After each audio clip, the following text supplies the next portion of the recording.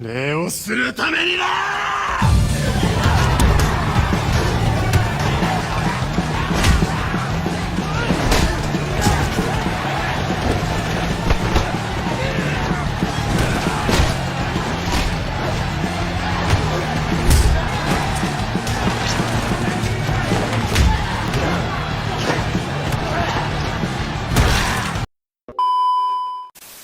Halo semuanya, selamat datang di PTK Review. Bagaimana kabarnya? Aku harap kalian semua baik-baik saja.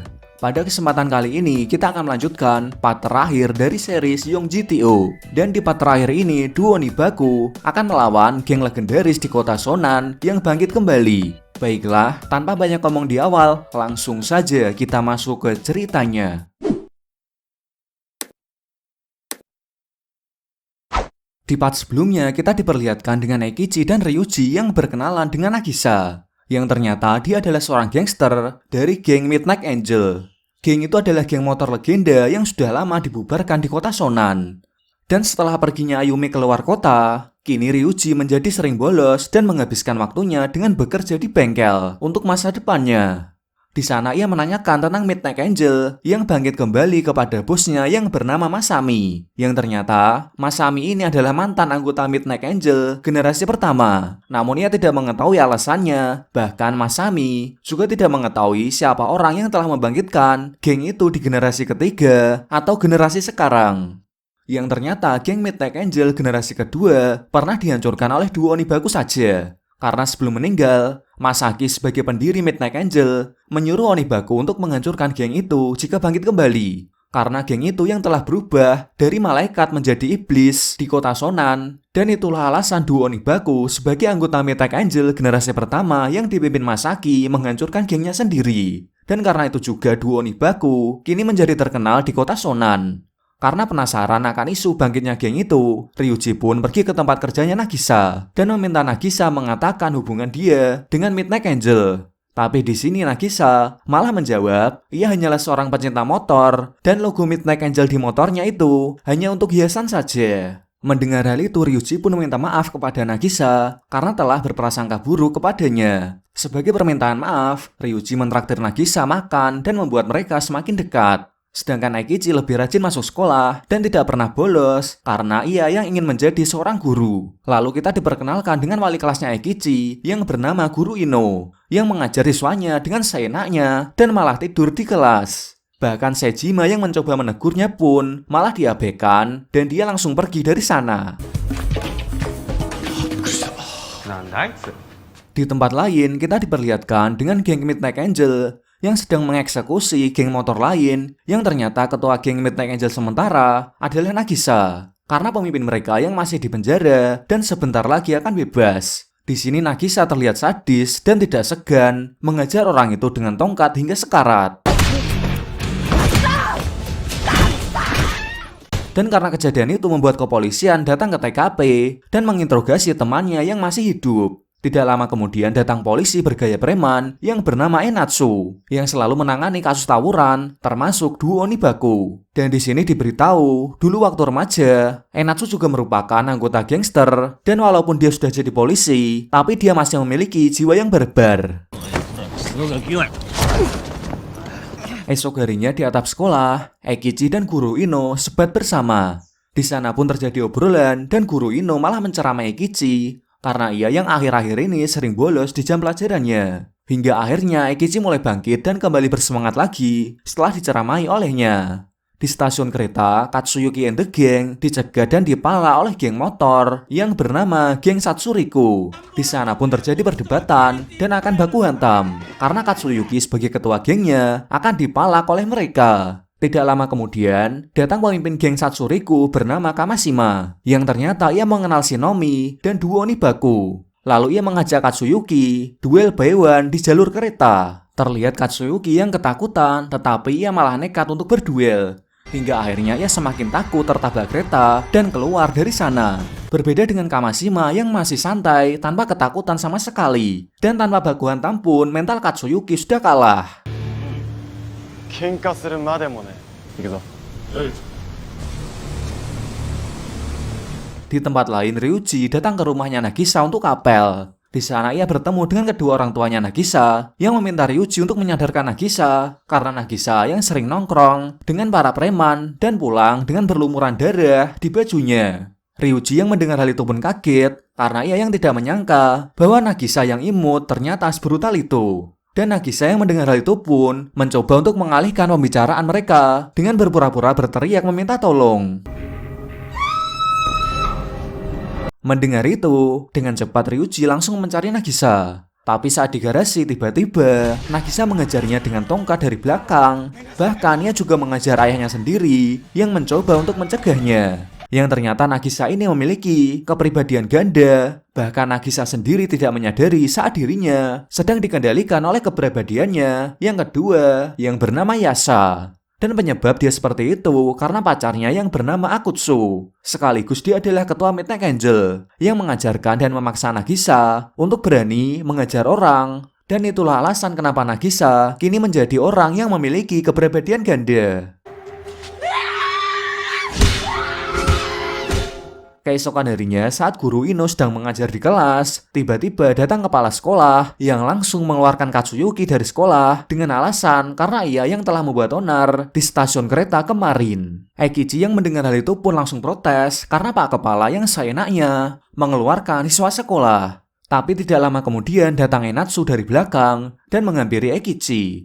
Dan disinilah mereka saling sapa setelah sekian lama tidak bertemu. Dan tidak lupa mereka juga saling adu mulut.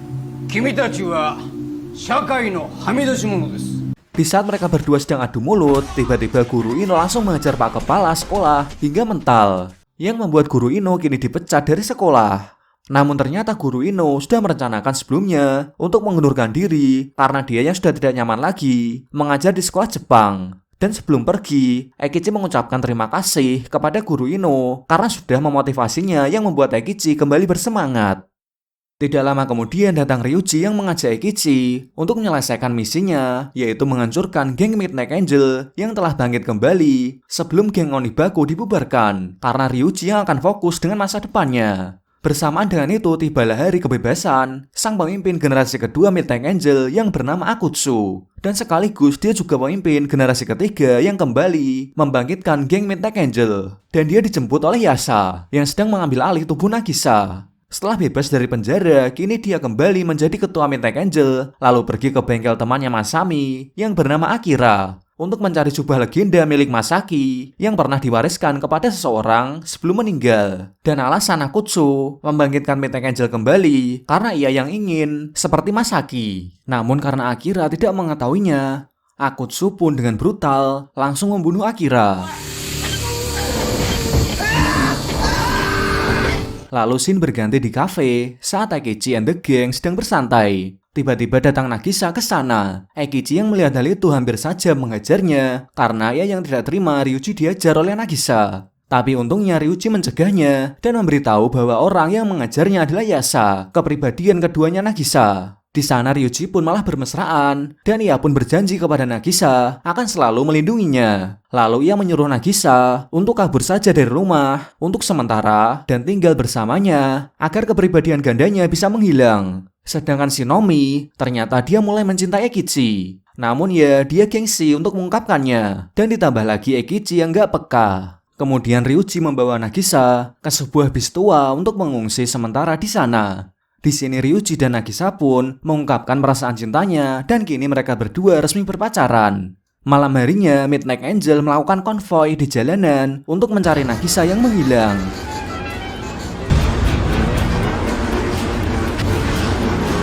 Lalu Akutsu menyampaikan sebuah pesan kepada Nagisa untuk cepat kembali melalui siaran televisi. Ryuji yang melihat hal itu pun langsung mematikan TV-nya agar kepribadian gandanya Nagisa tidak muncul lagi. Tapi ternyata Yasa kembali muncul dan langsung menghajar Ryuji. Tidak lama kemudian datang Akutsu and the gang yang sudah mengetahui tempat pengungsian mereka berdua. Akutsu lalu menyuruh Nagisa untuk membunuh Ryuji dengan menggunakan sebuah pisau. Melihat hal itu, Ryuji pun mencoba menyadarkannya yang membuat Nagisa menjadi setengah sadar dan kepribadiannya berubah-ubah. Karena Nagisa yang tidak kuat lagi, dia malah nekat untuk bunuh diri dengan menusukkan pisau ke tubuhnya. Namun dengan cepat, Ryuji mencegahnya yang membuat Ryuji tertusuk pisau di tubuhnya. Akutsu yang melihat hal itu memutuskan untuk segera membunuh Ryuji. Dan saat akan menusuknya, tiba-tiba Nagisa melindunginya dan malah Nagisa yang terkena tusukan itu. Dan kini dua orang itu tertusuk pisau. Lalu Akutsu and the gang membakar Ryuji hidup-hidup dan pergi dari sana.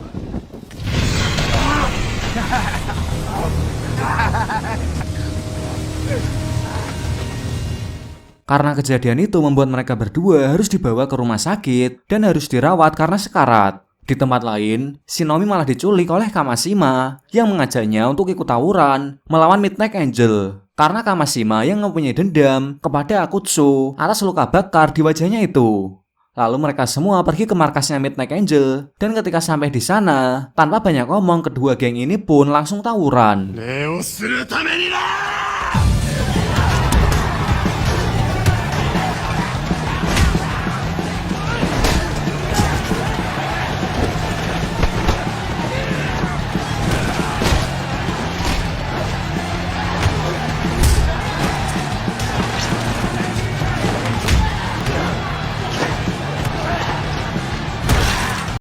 Terlihat peperangan mereka cukup sengit dan Shinomi yang berada di sana hanya bisa diam dan menyaksikan tawuran itu. Bersamaan dengan itu, Eikichi datang ke rumah sakit untuk menjenguk Ryuji dan Nagisa. Di sana ia memberitahu Ryuji bahwa ia akan pergi ke markasnya Midnight Angel untuk balas dendam dan kembali menghancurkan geng itu.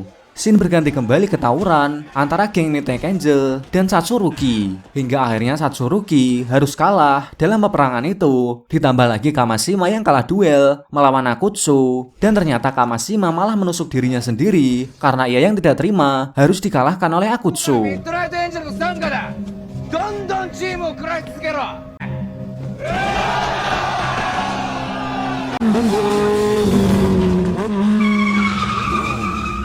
Tidak lama kemudian, Eikichi datang ke sana dengan sangat keren dengan memakai jubah legenda milik Masaki. Tanpa banyak ngomong, ia langsung menghajar ketuanya yaitu Akutsu hingga babak belur.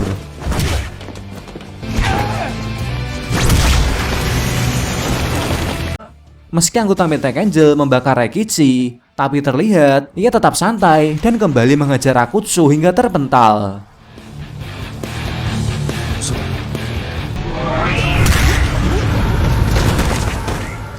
Dan akhirnya misi duo Onibaku pun selesai dengan mengalahkan Akutsu dan menghancurkan lagi geng Midnight Angel. Bahkan anak buahnya Akutsu yang berada di sana langsung ketakutan dan menganggap bahwa Eikichi adalah seorang monster. Tidak lama kemudian datang polisi ke sana yang dipimpin oleh Enatsu yang langsung mengejar mereka, termasuk Eikichi. Tapi untungnya tiba-tiba datang teman-temannya Eikichi yang langsung tawuran dengan polisi itu.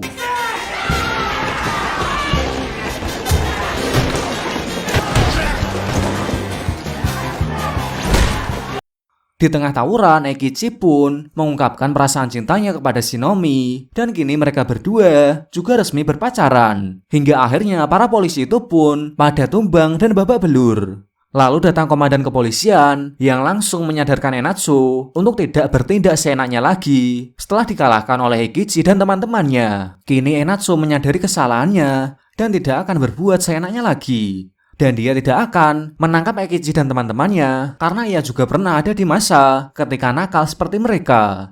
Bersamaan dengan itu di rumah sakit, Nagisa mencoba melawan kepribadian gandanya yang membuat jantungnya berhenti dan seperti mati. Tapi untungnya ia langsung kembali sadar dan penyakit kepribadian gandanya pun menghilang. Beberapa hari setelah itu, kita diperlihatkan dengan Eikichi dan Ryuji yang resmi membubarkan duo Onibaku karena mereka yang sudah mulai memikirkan masa depan, di mana Eikichi ingin menjadi guru, sedangkan Ryuji akan berhenti sekolah dan kerja di bengkel. Lalu di sini terjadi duel, seperti janji mereka dulu kepada Masaki dan menentukan siapa yang terkuat di kota Sonan, dan mereka pun bertarung.